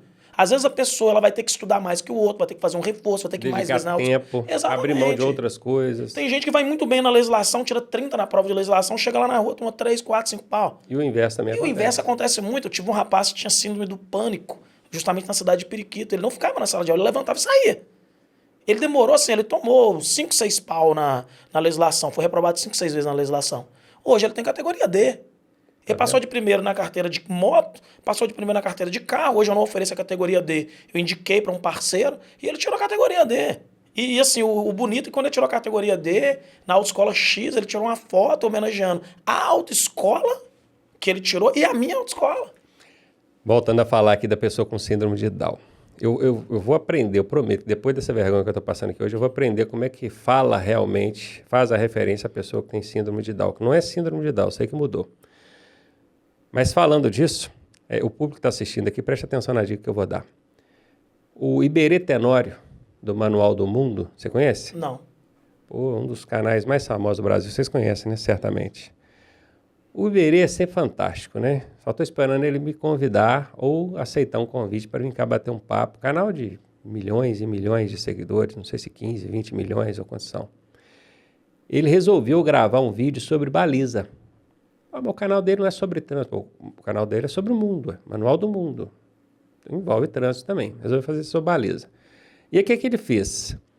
Ele começou a pesquisar na internet os vídeos que tinham sobre baliza. Certamente deve ter visto o nosso também, porque o nosso vídeo sobre baliza é o vídeo mais assistido do YouTube, né? Tem mais de 15 milhões de visualizações. Um vídeo sobre baliza, a gente tem vários, né? Mas esse um. E aí o que ele fez? Eu falei assim, ele testou todos os métodos que ele viu em todos os vídeos e, segundo ele, nenhum era 100% garantido. Um resolve uma parte, outro resolve outra, mas quando caía naquela questão da dinâmica, ele via que não batia. Eu preciso testar esse negócio. Quem que ele chamou? Uma menina com síndrome de Down, habilitada. A menina é uma simpatia, coisa linda. E os dois foram interagindo ali no vídeo, de maneira que ele tentou e não conseguiu. E ela tentou, conseguiu, botou ele de novo no banco do motorista e falou assim, vai que agora eu vou te ensinar. E ela ensinou, ele fez direitinho. Olha que loucura. E o Iberê é habilidade, ele é de São Paulo para todo lado. O vídeo é fantástico. Depois eu vou até pesquisar aqui enquanto você estiver falando alguma outra coisa para ver quantas visualizações. Pesquisei, vê se você acha esse vídeo de baliza, Manual do Mundo. E me fala quantas visualizações ele tem. E até lembrar de depois colocar o link desse vídeo na descrição aqui do Manual do Mundo. Oi, Iberê, fazendo merchan para você, né? Até parece que precisa. O cara tem um turbilhão de visualizações. Olha que coisa fantástica, cara. Uma menina com síndrome de Down, que sofre preconceito por isso, dirige e dirige bem. Olha que loucura. O fato é o seguinte, a habilitação, ela é uma necessidade. Hoje, são vários fatores que a pessoa não se habilita. Mas nós vivemos hoje num mundo onde o tema depressão, o tema de questão de TDAH, ele está muito bem aflorado hoje nesse momento. Definido, muito bem definido. A gente já conhece os perfis e já sabe como tratar. E assim, e as pessoas, uma grande parte dessas pessoas, elas têm um complexo de inferioridade. É ela que acha que não é capaz. Isso. Muitas das vezes isso acontece por questão familiar, né? Convívio ali das pessoas. Você não é capaz, você é ignorante e tudo mais. Mas muitas das vezes também parte da própria pessoa que utiliza aquilo como muleta porque é confortável. Perfeito. Então, quando as pessoas vão, muitas das vezes acontece de eu estar em um evento, a gente vai em muitos eventos, em workshop e tudo mais, fazendo brand, não venda, né? Porque a gente não pode vender ali no próprio evento, mas a gente faz o brand ali e a pessoa ele chega para tentar entender. E eu vou de ponto em ponto dos parceiros explicando, você tem habilitação? Eu não tenho porque eu tenho medo. E muitos falam, não, eu não tenho porque eu não consigo. Eu falei, você não consegue? Você tentou quantas vezes? Não, nunca tentei. Eu falei, mas como você sabe que não consegue? Não faz sentido. Quantas visualizações? Teve 1.200.000 pessoas. 1.200.000 visualizações no vídeo. O vídeo é Técnica da Baliza Perfeita. Técnica da Baliza Perfeita, no Manual do Mundo. A gente vai deixar o link aqui na descrição. E ainda falando sobre as pessoas com TDAH, autismo e outras condições que podem ser um grau de dificuldade, é importante ressaltar também que esse pessoal, conforme você falou, eles são muito metódicos, exatamente por eles serem metódicos, eles respeitam a lei a rigor. Exatamente. Se eles estão vendo uma placa lá onde a velocidade máxima é 80, você pode ter certeza que eles jamais vão exceder esses 80. É uma coisa impressionante. Exatamente. Aí é onde entra a gente, como profissional, educador, formador de condutores, tentar entender o perfil dessas pessoas para tentar aplicar numa pessoa que não tem a mesma dificuldade, não teria a mesma dificuldade. Por que que ele, que sofre preconceito, tem lá suas limitações, faz direitinho, do jeito que a lei determina, e eu estou 100% aqui, não tenho nenhuma limitação, não obedeço, faço besteira, provoco acidente, tomo multa. E isso é um desafio muito grande, porque as pessoas que têm essas condições, eu falo por mim, tá? Eu tenho hoje o TOC, né, que é o transtorno obsessivo compulsivo, e eu tenho o TDAH adulto, né? E sou dislexo ainda para melhorar ainda a situação. E eu entendo muito essas condições das pessoas, mas a gente percebe que as pessoas, ao adquirir um produto, por exemplo, eu vou tirar uma carteira. é muito importante que ele passe para o consultor dele ali, o que está tirando a carteira, essas informações. Ele tentar entender o que a autoescola está oferecendo para ele, mas ele também fazer essa observação, entendeu? Por exemplo, o que você tem hoje, eu sou dislexo, o que você tem hoje? Você já tem costume de atender esse tipo de pessoa? Porque às vezes ele fecha um pacote numa autoescola que não tem expertise nenhuma. Isso gera um estresse tanto para a autoescola quanto justamente também para o aluno. E assim, a autoescola que não atende esse público também, tá tudo bem. Eu fiquei no hotel hoje, né, aqui em Manhuaçu, que quando eu cheguei, em todos os lugares estava escrito proibido fumante no hotel todo. O fumante vai simplesmente ficar nervoso porque não aceita fumante? Não, tá tudo bem. É procurar um hotel que aceita fumante, é bem tranquilo. Vamos supor, se eu fosse fumante, eu não sou. Não aceito fumante. Meu amigo, muito obrigado. Sabe de algum hotel aqui que eu posso me hospedar? Não, ali, perfeito. Não tem frigobar lá. Pra mim tá tudo bem, que eu tenho minha garrafa da Standa, só bebo água à noite. Agora tem gente que faz questão. Na autoescola é do mesmo jeito. Você simplesmente tem uma certa condição, entenda primeiro a autoescola, é aqui que você quer tirar a carteira, mas simplesmente pergunte, olha, o que vocês têm para isso? O que vocês têm para aquilo? E saber se realmente tem alguma outra autoescola que vai te dar um atendimento, porque a autoescola não é igual. Agora, não significa que a autoescola X não vai te atender, que ela é ruim. Ela simplesmente não tem a condição de te atender, mas ela pode atender um terceiro. Então, é muito importante fazer esse diagnóstico antes de adquirir um pacote. Isso aqui as pessoas não fazem. Eles só que acham que a autoescola é toda igual. Não, aquela autoescola ali eu vou por causa do preço. Essa daqui eu vou por causa que é próximo da minha casa. Às vezes a autoescola que está longe da sua casa seria melhor ser ali a sua solução. Fala para mim, Autoescola Periquito em Valadares. A autoescola, pelo que eu conheço de norma, ela só pode atender no município onde ela é credenciada, certo? Correto. Se alguém quiser procurar a Autoescola Periquito em Valadares, onde que ela vai conseguir encontrar? Dá referências aí, nome de bairro. Avenida Sete Lagoas 318, bairro Santa Rita. É o maior bairro de Governador Valadares hoje, né? E é o segundo bairro, primeiro foi o centro e tudo mais.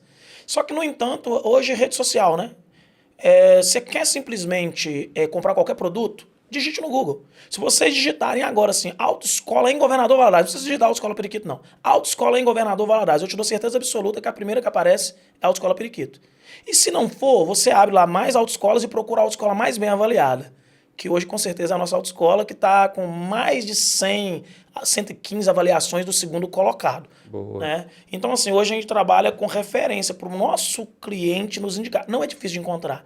Outra coisa também, entrou lá no Instagram, Autoescola Periquito, ele, além de ver todo o nosso conteúdo, ele vai ter o botão tanto do WhatsApp quanto do Instagram e o direct. E eu garanto para você que no máximo com 5 minutos, no máximo, ele já obtém uma resposta da nossa equipe. Vou facilitar aqui. Vamos deixar o link das redes sociais da Autoescola Periquito Perfeito. aqui na descrição do vídeo. Então, quem quiser rolar aqui, vou ver se eu coloco também fixado nos comentários aí. Aí você pode seguir pelo Instagram, pelo YouTube, Facebook, onde você tiver rede social lá. A gente vai deixar os links aqui.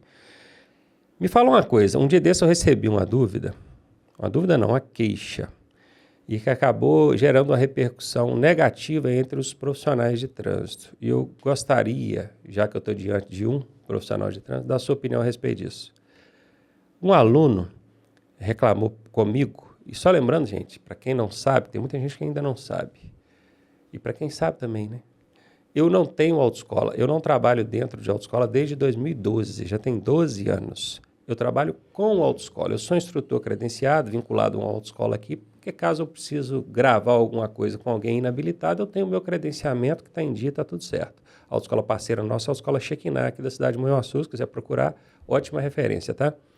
Então, eu sou um instrutor vinculado a ela, mas eu não trabalho efetivamente dentro de autoescola. Eu não sou instrutor dentro de autoescola. Eu ofereço treinamentos online para facilitar, complementar aquilo que está... o que você recebe na autoescola. É um complemento, né?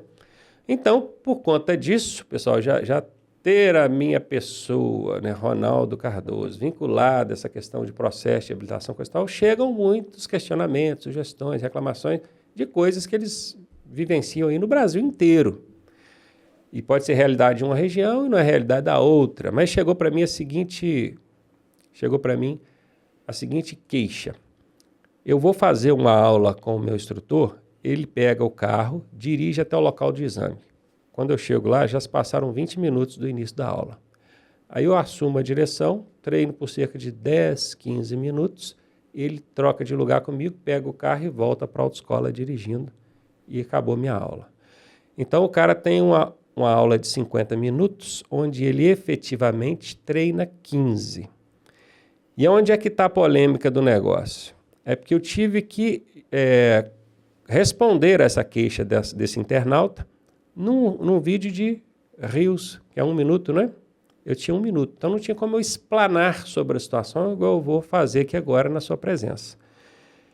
O que eu disse? Eu falei assim, olha, a legislação de trânsito, especificamente a resolução 789 do CONTRAN, estabelece, é obrigatório, é dever do candidato que está em formação, primeira habilitação, passar por, no mínimo, 20 horas aulas. E nessa mesma resolução, define o que é hora-aula. O que é hora-aula? 50 minutos de treinamento.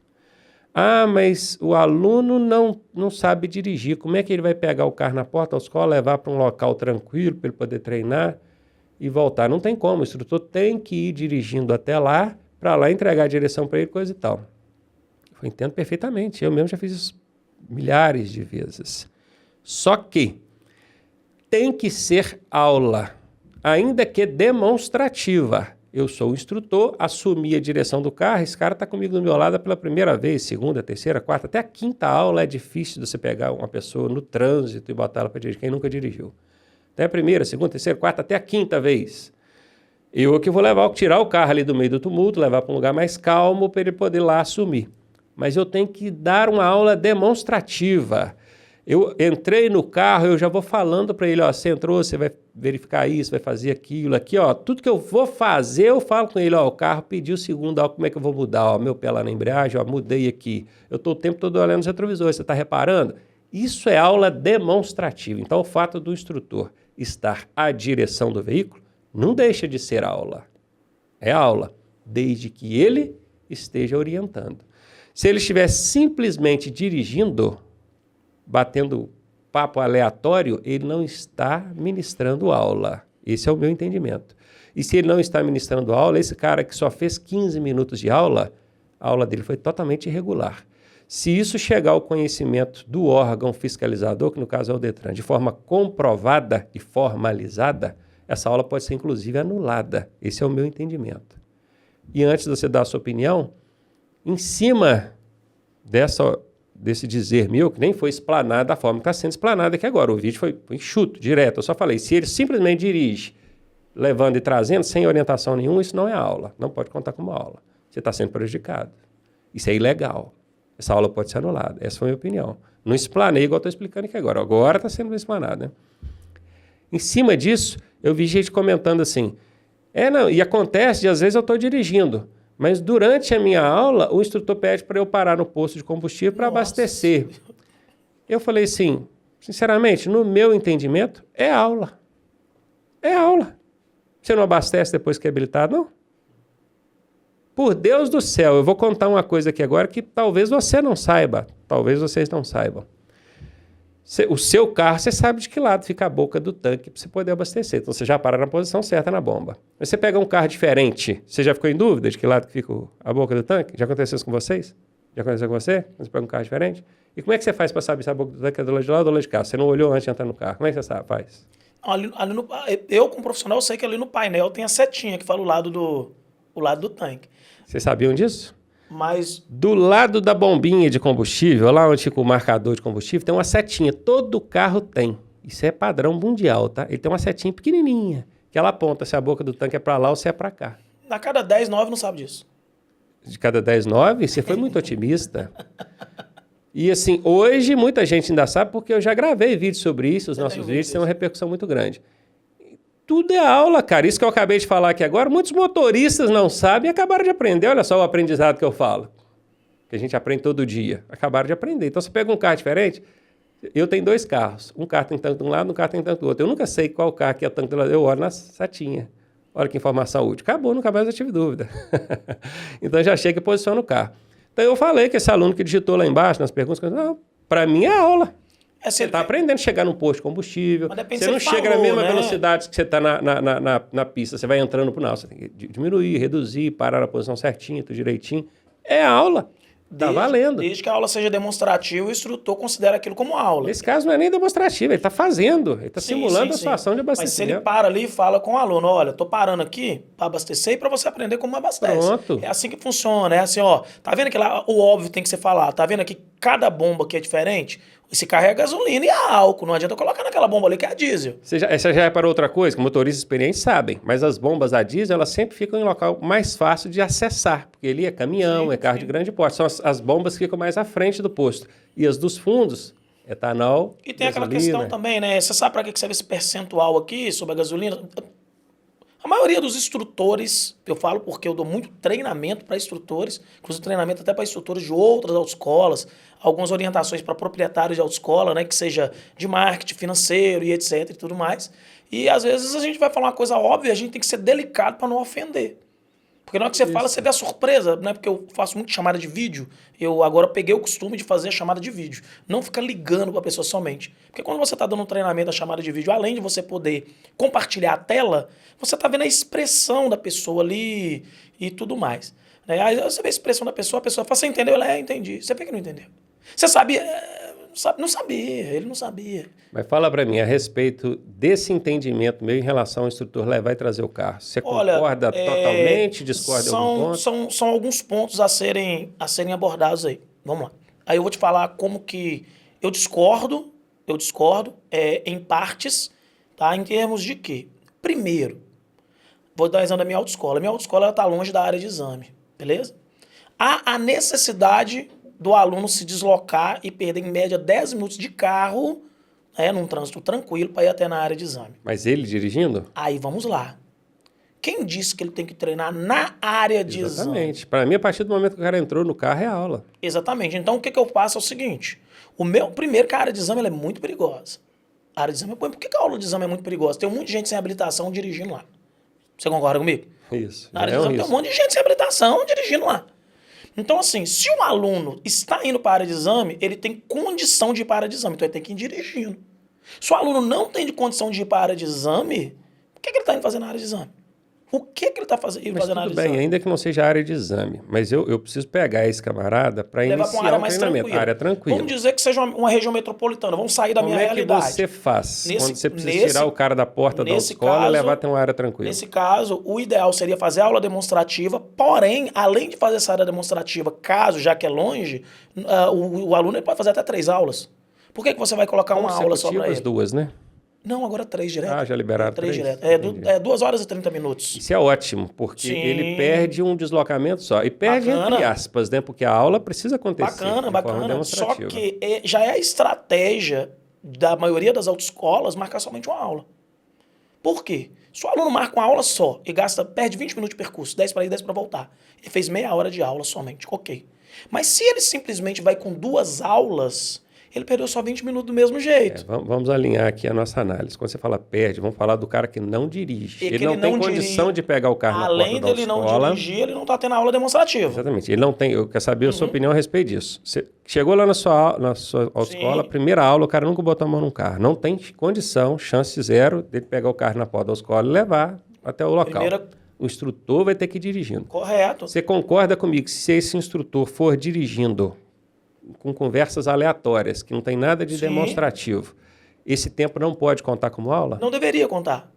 O ideal e o certo a ser feito é a primeira aula, fazer a apresentação ali do aluno do veículo e tudo mais, e o instrutor explicar para ele, olha, nós vamos para um local mais tranquilo, onde eu vou simplesmente liberar o veículo para você, mas daqui até lá eu vou te explicando todo o procedimento. Perfeito, mas tem que ter explicação. Exatamente. E simplesmente o procedimento que a gente fala é o procedimento correto, que não é feito. Que acontece? A questão, aqui você tem que colocar o cinto, seta, olhar para fora. Você entendeu por que eu parei aqui? Porque eu vou virar à esquerda, então o carro tem que estar aqui. Só que a maioria dos instrutores me fala, chega lá, você pega o veículo e vai.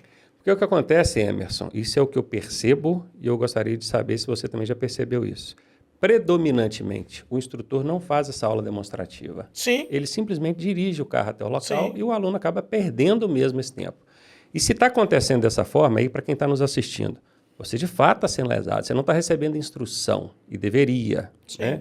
Aí quando eu fiz isso, eu falei dessa forma, o pessoal está batendo nos autos. Não, gente, presta atenção.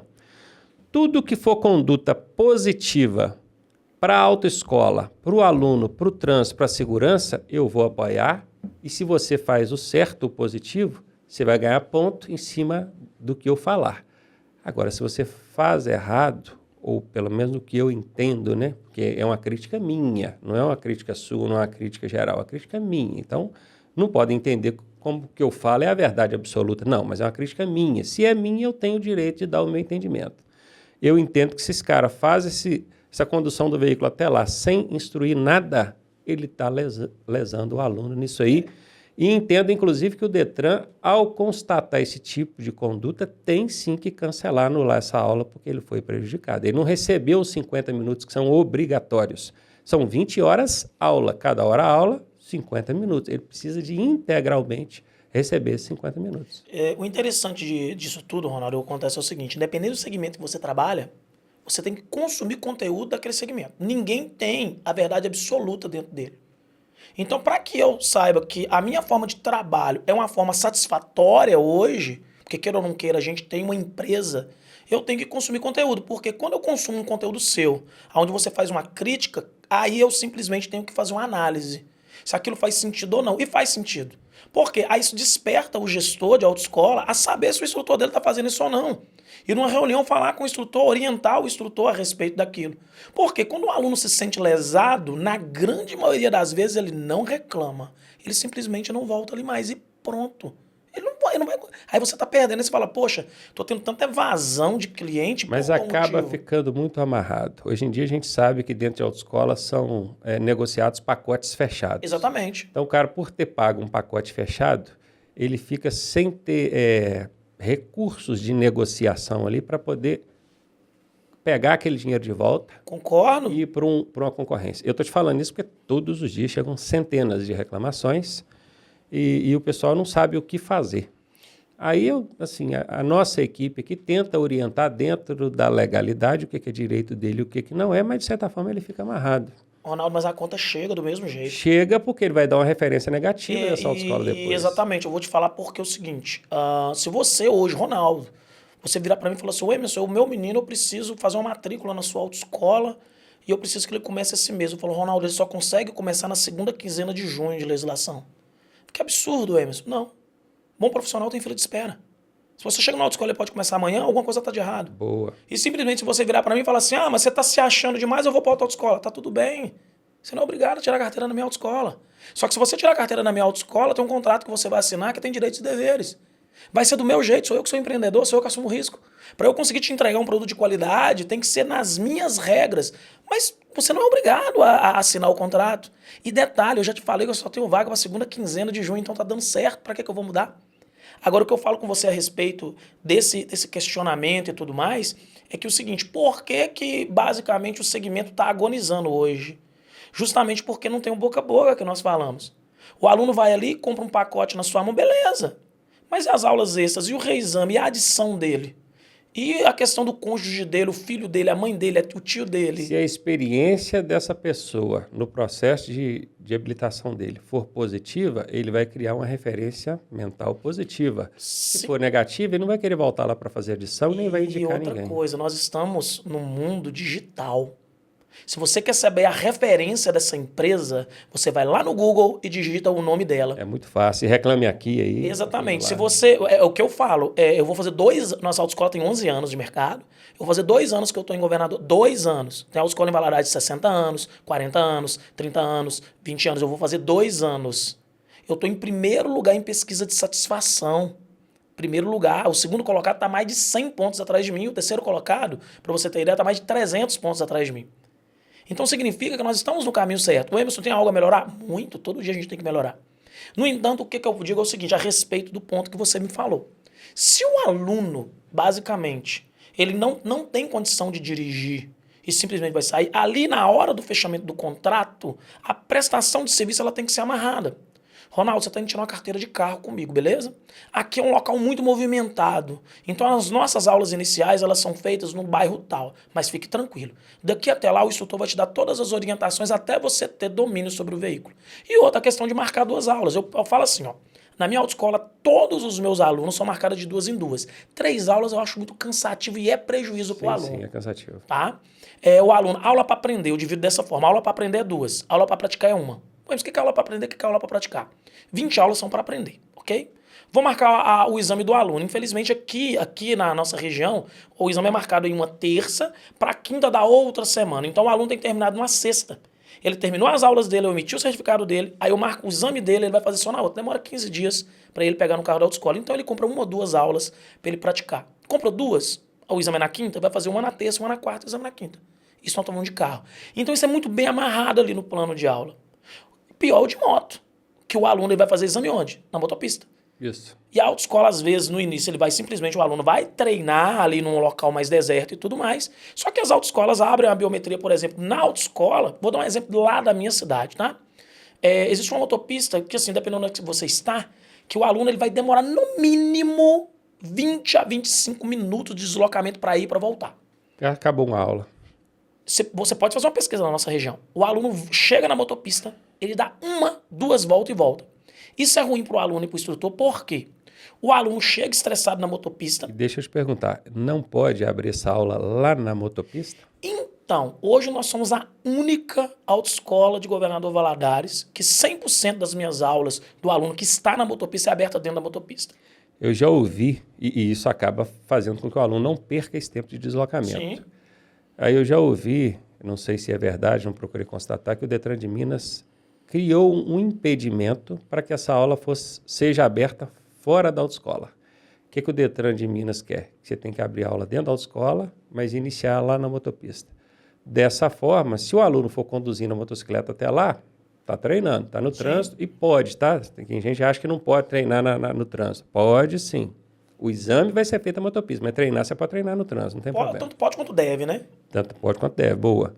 Mas se é um instrutor que está levando a moto e trazendo, de fato ele está perdendo isso. E o Detran de Minas, querendo regulamentar demais, acaba causando aí um entrave para que esse aluno receba efetivamente os 50 minutos de aula que ele precisa. Então, no seu caso, lá na sua autoescola, você consegue suprir isso aí. Você tem aberto as aulas dentro da motopista e não está tendo problema com o Detran. Então, o que acontece é o seguinte, tanto que em Belo Horizonte, os veículos de grande porte também abrem dentro do veículo, tá? Com um tabletzinho e tudo mais. Boa, boa. Por quê? Vamos dar um exemplo. Na Savassi existe um período que não pode entrar veículo de grande porte aí. Como é que eu vou abrir a digital dentro da autoescola? Como que eu coloco uma carreta na porta da autoescola num local aqui em Manhuaçu e tudo mais? Então, os veículos de grande porte. Em Valadares eu não conheço nenhum veículo de grande porte que abre a biometria dentro do veículo, ok? O que complica, Ronaldo, é que não fica uma coisa tão clara e explícita do que se deve e do que não se deve fazer. Bom, tem que estar claro. Deveria estar, por mas meio não... de portaria. Na resolução do CONTRAN, que é nacional, não tem nada a Não respeito consta, disso. não tem nada Só que fala proíbe. que ele tem que fazer 50 minutos. E é aquela coisa, aquilo que não é proibido é permitido. Segundo o direito administrativo, É permitido. aquilo que não é expressamente proibido ao cidadão, ao administrado... Eu me embaso em quê para conseguir fazer isso? As autoescolas do interior, eu tinha uma autoescola em Periquito, 45 km de Governador Valadares. Como que um aluno meu, na cidade de Periquito, sendo que ele é obrigatório somente 20 aulas, ele não é obrigado a comprar mais nenhuma aula, como que ele vai fazer as 20 aulas fora do local do exame? É inconstitucional, tá errado, certo? E como que ele vai abrir uma aula em Periquito, sendo que ele só pode fazer 3 aulas seguidas, e ir para a motopista e voltar? Pois é. E Deu aí? para você entender? Então, assim, todas as autoescolas do interior, qual que é o procedimento que eu fazia? O meu aluno treinava na cidade de Periquito, né? Deveria treinar em Periquito, eu nunca fiz isso, então vou usar o exemplo de outra autoescola. A autoescola do Joãozinho, na cidade tal. Ele fazia 3, 4 aulas para dominar o veículo. Tá dominando o veículo? Não precisa correr atrás do aluno mais? Vou apresentar a área de exame para ele. Por que eu não posso levar o aluno direto para a motopista para fazer aula? Por vários motivos. Primeiro, quando ele chega na motopista, que é um local privado, a motopista dele já começa a valer. Ou seja, vou falar o nosso caso, né? Eu tenho motopistas lá em Governador Valadares de 60 e de 90 dias. O aluno fez a primeira aula, ele tem 60 dias para treinar, passou esses 60 dias, não foi aprovado ou não está preparado, tem que comprar outra motopista. Tá? Então, qual que é o procedimento que eu faço? O aluno abre a aula na autoescola, ele não pilota, eu levo ele para uma área de exame, Chegou ali na área de exame, a gente leva ele para uma simulação da motopista, né? Aprendeu a pilotar, fazer o 8 e tudo mais, vai fazer uma aula diagnóstica na motopista, já tem isso combinado com a motopista. A primeira aula não é cobrada, é uma aula de diagnóstico. Perfeito. Ele tem condição? Ele tem condição. Aí assina o cartão motopista e ele começa a fazer as aulas na motopista. Só que aí a aula abre lá dentro e fecha lá dentro. Ótimo. Cara, perda zero. E assim, para a autoescola é vantagem também, eu vou te explicar por quê. Imagina o desgaste do meu instrutor no trânsito, o risco que ele tem. O meu instrutor está ali, o aluno chega 10 minutos antes, toma uma água, pergunta ele alguma coisa antes de abrir a digital, vê a aula do outro aluno, ele termina a aula dele, o instrutor está dando aula para o aluno, ele está ali do lado, aquilo ali eu não aprendi. Então assim, existe aula demonstrativa a custo zero para o aluno. O que acontece com isso aí? O meu aluno ele fica mais satisfeito, ele vai passar mais rápido, comprando menos aula e gastando menos. Experiência positiva. Ah, beleza, mas aí as autoescolas falam, mas para você é prejuízo, você tem que cobrar do aluno. Só que e a indicação, e a adição dele, Prejuízo, a satisfação a dele? satisfação do seu cliente, porque além de aluno ele é cliente. Meu veículo desgasta menos dentro da motopista com certeza absoluta, porque não tem buraco. O meu instrutor se desgasta menos, vai dar mais aula, o meu instrutor vai ganhar muito mais, eu vou atender uma quantidade maior de aluno. Então, assim, é tudo questão de análise. Eu falo que os donos de autoescola ou qualquer empresa, ele tem que entender do negócio dele e tem que sair da caixinha. Ele tem que sair da caixinha. Então, assim, eu sou contra, tá? O aluno simplesmente, ele sair de um deslocamento num veículo, desde que não tenha uma aula demonstrativa. Mas também sei que o instrutor, ele não vai fazer essa aula demonstrativa 100%. Isso é fora da nossa realidade, né? Perfeito, cara. Assim, é um assunto que para eu e você que nadamos, né, mergulhamos profundamente, isso aqui é conversa que a gente vai para horas e horas e horas, mas o podcast aqui está bem longo, é provável que a gente tenha até que partir em 2 partes. Então, vamos ter que interromper por aqui, mas já fica o convite lançado para numa próxima oportunidade a gente dar continuidade a essa conversa. No mais, muito obrigado aí. Grande abraço para a equipe lá da Autoescola Periquita e para todas as demais autoescolas aí de Governador Valadares região, meu amigo. Gente, para mim também é um prazer, né? Siga lá nossas redes sociais, a gente coloca muitas dicas lá para todo o Brasil. Damos um reforço gratuito também, tá? Para o pessoal de legislação que quer pegar algumas dicas. Indicamos sempre o material da Lectrans do Ronaldo Cardoso, tá? Mais ou menos, né? Não, sempre aí de cara, sempre tem ali. Inclusive, vocês vão ver muito o nosso logo lá nas redes sociais. Conteúdo mais ou menos. E a gente sempre deixa um recado pessoal, que é aquele velho jargão nosso, né? Quer fazer bonito, vem para a Autoescola Periquita. Boa, gostei, hein? Quer fazer bonito, vem para a Autoescola Periquita, hein? Boa, Emerson. Valeu, chaferas.